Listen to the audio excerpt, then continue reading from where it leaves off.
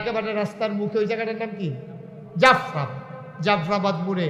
আমি তো আগে আসছি বৃষ্টির ভিতরে দিনের বেলা, ওই তখন, এখন তো আমি চিনে গেছি, তখন আমি ওইখানে এসে জিজ্ঞেস করছি, ভাই এই যে জাফরাবাদ মণিপুর কোনটা? ওই সোজা রাস্তা দিয়া যাইবে। তাইলে আমি চিনি না বইলা ওই মোড়ে গাড়ি দাঁড় করাইয়া দোকানদারকে ডাক দিয়া জিজ্ঞেস করা লাগছে জাফরাবাদ মণিপুর কোনটা। তো তারা আমার দেখাই দিছে। সামনে আসার পরে মাইকের আওয়াজ পাইছি, তখন বুঝ জ্বালাইছি মাহফিল এখন। তো সাধারণ জাফরাবাদতে মণিপুর আইতে আমি চিনি না দেখে যদি জিগান লাগে, এখন আপনাদের বিবেকের কাছে প্রশ্ন, আমরা সবাই জান্নাতও যাইতাম চাইনিও? জোরে কথা কই, চাইনি? আচ্ছা, তো জান্নাতে যাইতে হলে আমরা জান্নাতের রাস্তা মনে করেন চিনি না, আসলেও তো চিনি না। চিনেন সকলে? চিনেন? তো জান্নাতের রাস্তা চিনেন না, এখন জান্নাতও যাইতেন চান, অথচ রাস্তাটা আপনি চিনেন না। তইলে এই জান্নাতের রাস্তাটা কোন দিকে জিজ্ঞেস করার দরকার আছে নাকি নাই? এখন আপনি জিজ্ঞাইছেন জান্নাত কোন দিকে, এখন এমন এক বেটারে জিজ্ঞাইছেন, হ্যাঁ বেটা নিজে চিনেন। কথা বুঝছেন না? জাফরাবাদ মোরসা তাইয়া আমি এক বেটারে জিজ্ঞাইছি, ভাই মণিপুর কোন দিকে? যে বেটারে জিজ্ঞাইছি এ বেটার বাড়ি হলো ময়মনসিংহ। এবার বাড়ি কো? কথা কেন, আপনারা ঘুমাইলেছেন নাকি সব? এবার বাড়ি কো? ময়মনসিংহে বেটারে আমি জিগাইছি মণিপুর কখনো এবারে কি চিনে? এবারে বাড়ি তো ময়মনসিংহ আমরা নিজে চিনে না। তা আমি যে জিগাইলাম ময়মনসিংহ আরে কি কয় এই মণিপুর কখনো, এবারে যদি আন্দাজ করে দেখাই দেয় এবারে কি সঠিক রাস্তা দেখাইতে পারবো? এবারে মোর সাথে দেখাই দিছে, হুজুর এই ডাইনে বামে যাওয়ানোর দরকার নাই, সুজা পশ্চিম ফেলছে গিয়া। আপনারা কি কোন মণিপুর পাওয়া যাবে নি? মণিপুর পাওয়া যেত না, কারণ আমি এমন একবার জিগাইছি এতে নিজে মণিপুর চিনে না।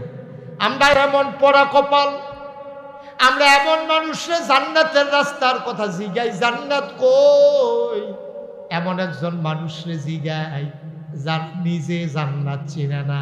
ওযু নাই, গোসল নাই, ফরজ নাই, সুন্নত নাই, ওয়াজিব নাই, মুস্তাহাব নাই, মুস্তাহসান নাই, নামাজ রোজা নাই, আবাদত বন্দিগি নাই, এমন জোটটা বোটটা খাটাসের গন্ধে লগে দিয়ে আড়ন যায় না। এইরকম মানুষের কাছে আমরা দৌড় দিয়ে গিয়ে ধরি জান্নাতের আশায়, ঠিক কিনা? নামাজ নাই, রোজা নাই, হালাল হারাম নাই, খাটাসের গন্ধে লগে দিয়ে আড়ন যায় না। চুলে মুলে একটা ফ্যাস লাগাই দিয়া তারে দেখলে বুঝে যায় এটা কিটা। এ মুস বড় হইতে হইতে তার ঠুট বিষয়টা পাওয়া যায় না, চুলের ভিতরে জট লাগিয়া রয়েছে, লগে দিয়ে আড়ন যায় না। এই দিয়ে আমরা দেশ হইল অলি। নাউজুবিল্লাহ কোনটা করে? এটি হইল অলি। এটি কি অলির লক্ষণ?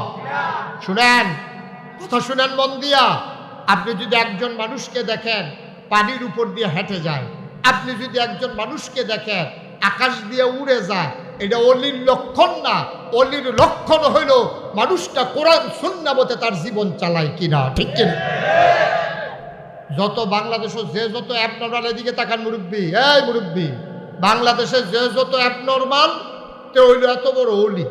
যদি কোনো মতো করে সবজি ল্যান্ড হয়ে যায় কেউ যান, একবারে কাপড় চুপড় খুললে যন্ত্রপাতি বার করে লাইছে, সকালে কয় আরে কাপড়, আরে তার ভিতরে অনেক কিছু আছে।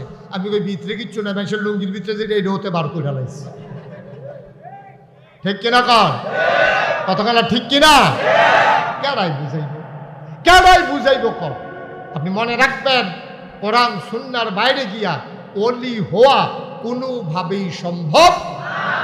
নামাজ না পড়ে অলি হয়ে যাব?